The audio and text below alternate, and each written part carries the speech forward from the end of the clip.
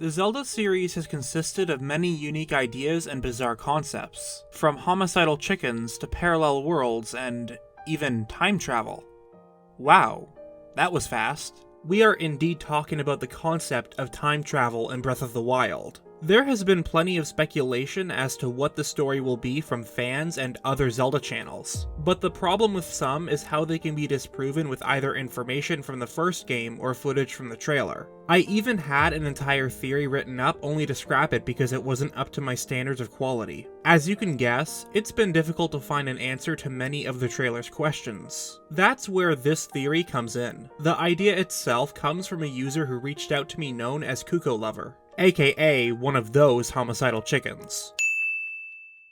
It brings up the possibility of time travel, along with some solid evidence. And after making some of my own observations, the sequel to Breath of the Wild might actually involve going back in time. One of the shots in the trailer shows Hyrule Castle rising up, presumably at the same time the cave is shaking. It's the only shot that will be familiar with the player, as the overworld of Hyrule is shown. In my analysis video, I pointed out how there seems to be a lack of Sheikah technology. But that was an understatement, as the world is literally void of any form of ancient relics. If we try to capture the same shot from the first game, you'll notice some big differences. The first one is the lack of Sheikah towers. There are 6 within the shot, these 6 consisting of the Hebra, Ridgeland, Central, Woodland, Eldin, and Akala towers. None of these are within the trailer shot. There are also 2 shrines within our screenshot that do not appear in the sequel. The Omen Ao Shrine, and the Kamyatak Shrine within the central Hyrule region. The latter is easy to miss,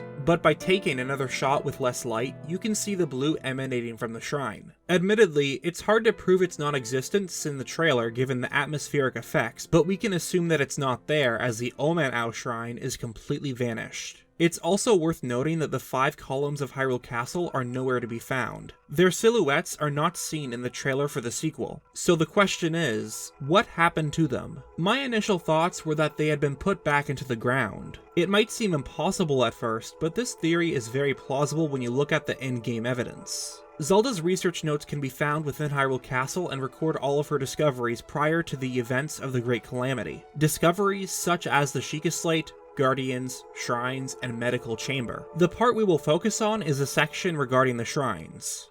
Countless ancient structures are being discovered across Hyrule, but all attempts to enter them have failed. Records indicate that these are facilities designed to train the hero who is fated to combat the Calamity. It's hard to believe that prior to the prophecy, these ancient structures went unnoticed. In the 120 shrines of Hyrule, more than 76 of them are always seen above the world, a lot of other ones being concealed behind their respective shrine quests. And when these shrines appear, they rise from the ground, similar to the Sheikah towers and columns surrounding the castle. So, is it really that much of a stretch to believe that all of these were once in the ground? And that at some point, a portion of them appeared across Hyrule? And if that's the case, does that mean that they could all just sink back into the ground? It's possible, especially when you consider the columns. Massive structures built by the Sheikah that were so far underground that not even Zelda could find them, and yet they made their way up to the surface when Calamity Ganon returned. And I was satisfied with this answer. Sometime after the events of Breath of the Wild, the technology was put back into the ground for some unexplained reason. Perhaps they were worried the exact same events would play out in the future. It was a very solid idea. Except for one thing.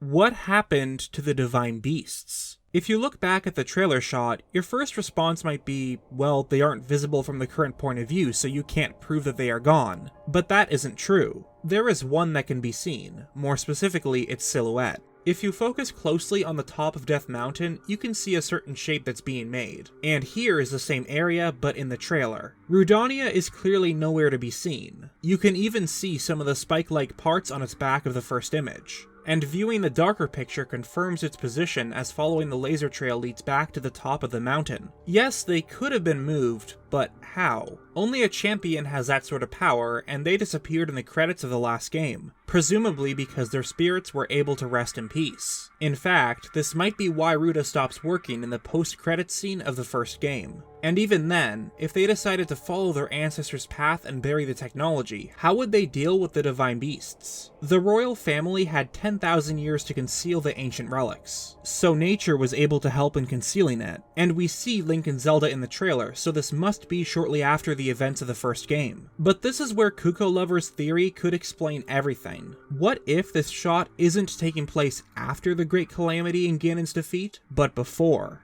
Remember that the first shrines most likely appeared during Zelda's research process, and the Sheikah towers were only uncovered once you, the player, activated them, and the columns around the castle only rose once Calamity Ganon returned to Hyrule. Even the shrine and Sheikah slate were found by Zelda, but only when they were specifically searching for the technology. And of course, the divine beasts would still be in the ground. This idea would explain the last shot of the trailer. This isn't after Breath of the Wild's events, it's before. And if you take a closer look at Hyrule Castle from the trailer, it's clearly undamaged. If we look at the one from the same perspective in the first game, the left chunk of it is missing when the sequel's castle is just fine. So, either they rebuilt it to look the exact same way, or it's the castle before it was damaged by the Great Calamity. But what motive would they have to go back in time? Well, remember that the Great Calamity was a devastating event that caused the deaths of thousands of innocent lives, plus the deaths of the king and champions.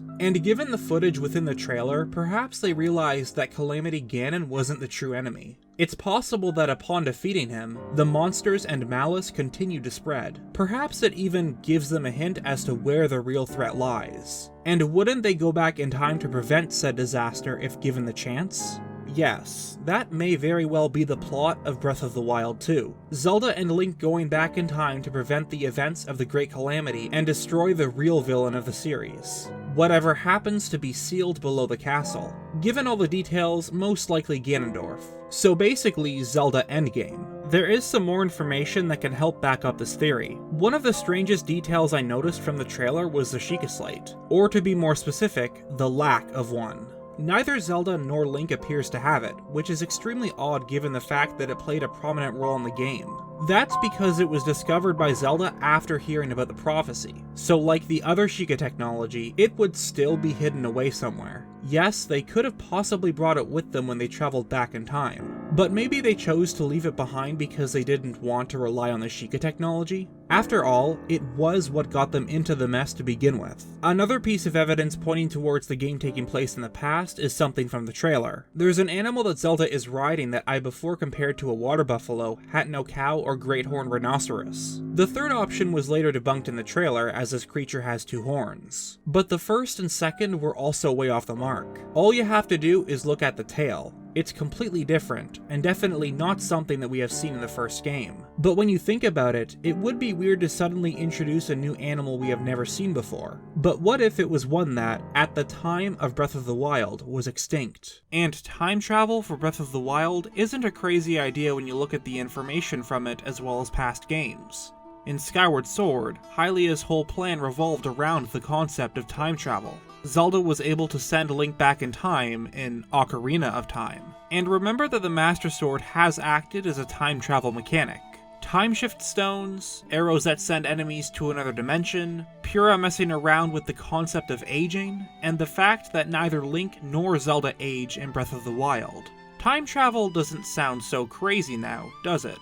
Now the question is, at what time would they go back to? Well, there are a few possibilities, and this is where it becomes mostly speculation. So if you don't want to hear this, then feel free to stop the video right here. Continuing on, it definitely has to be some time before any of the Sheikah relics were discovered, which would place the setting of the game to when Zelda was 6 years old or under. In Rome's diary, there are the first 3 passages that shed more light on the matter. The first one talks about Zelda being born, while the second refers to the discovery of relics. This is most likely the Divine Beasts, Guardians, or Guidance Stones, and the first of the ancient relics to be found. And in the third passage, we find out that the Queen had died. But more importantly, Zelda was at the age of 6 during her mother's funeral. So the latest they could go back to was sometime before Zelda's birth to 6 years after. But it could be less, as we don't know the passage of time between the second and third entries. The one problem with going back at this moment is the time paradox situation. There would technically be 2 Zeldas and Links. I suppose that could be a reason Zelda cut her hair, but it doesn't do much in terms of a disguise. I still like to think of that being her growth as a character,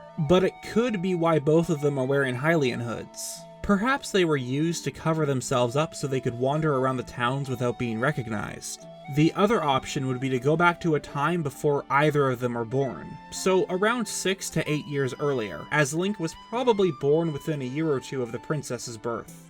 The point Kukolover is trying to make is that what we see sealed within the trailer is the cause of Calamity Ganon's return, so the main objective is to stop whatever is about to happen to Hyrule. And this makes sense, since the last time Ganon was sealed was 10,000 years ago by the ancient hero and princess. And given how there are now 3 colors representing the 3 parts of the Triforce, red malice for power, blue Sheikah technology for wisdom, and green magic for courage, it's very possible that this is the ancient hero seal. There's also a third possibility, and it would explain some of the stuff we see in the trailer. It's possible that they will travel back to a point in time before the creation of the Divine Beasts, Guardians, and Shrines. In other words, before the big battle against the first Calamity Ganon 10,000 years ago. First of all, there was an animal that presumably went extinct. It has a very prehistoric look to it, though that in itself is subjective. The other piece of evidence is the Zonai tribe. After doing some comparisons, it's obvious that these are structures that were built by the prehistoric tribe, and it implies that the Zonai will play a much more prominent role in this game. And yet, in Breath of the Wild, their history was completely forgotten, which would make sense if they were 10,000 years old. A section in Masterworks gives us more light on the subject.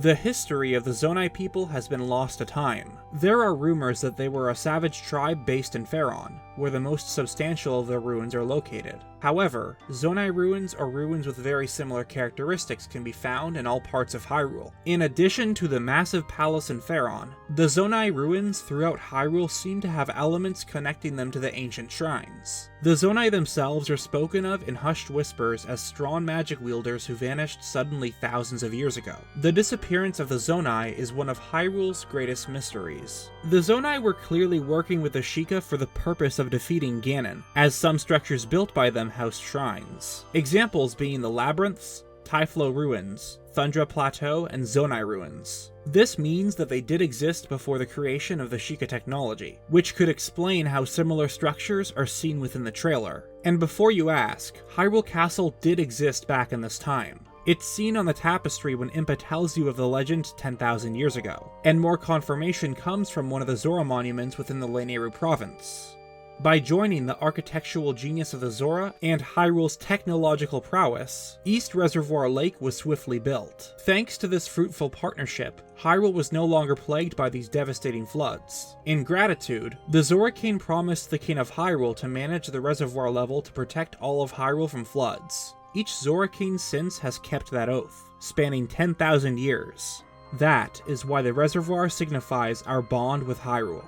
Let's go back to the Sheikah Slate. We talked about how if they did go back in time, they might have been able to take the Sheikah Slate with them. However, we don't see one in the trailer. But in this scenario, it would make complete sense. Even if they did take it back in time, there is nothing to use the Sheikah Slate on, because the towers, shrines, and divine beasts have not yet been built. So simply using it to fast travel would be out of the question. The runes could arguably still be used, and admittedly that's one of the things I don't have an explanation for. And now we get to the final piece of evidence, the figure that Link and Zelda find under the castle. We assumed that this was the result of the second appearance of Calamity Ganon, but what if it wasn't? What if this is before Ganondorf's transformation into the very first Calamity Ganon? King Rome says something very interesting in his cutscene. The Demon King was born into this kingdom, but his transformation into malice created the horror you see now. What if this transformation is the very one that happens upon the seal being broken from the trailer? This could very well be the birth of the first Calamity. Something else to consider is how the tapestry shows Calamity Ganon at a more complete form, and the malice seen in the trailer is much more dense than the stuff we've seen before. Perhaps because it is what formed the original Calamity, the one at his strongest. Of course, there are still problems. It would be weird how there seems to be no change in the overworld's geography. Speaking of that, the Zonai ruins have clearly aged when you look at the entrance. The tribe is also nowhere to be found, but in this time they should still be alive. And if this was true, it means that the hand sealing the corpse wouldn't have to do with the ancient hero. Anyways, that ends this video. Special thanks to KukoLover for the idea of the game having time travel, and her channel will be linked in the description below. Thanks to all my patrons, you are all amazing! If you want to further support the channel, check the link below to my Patreon page where you can donate $1 a month, though never feel obligated to do so. Thanks for watching, and I'll see you guys later.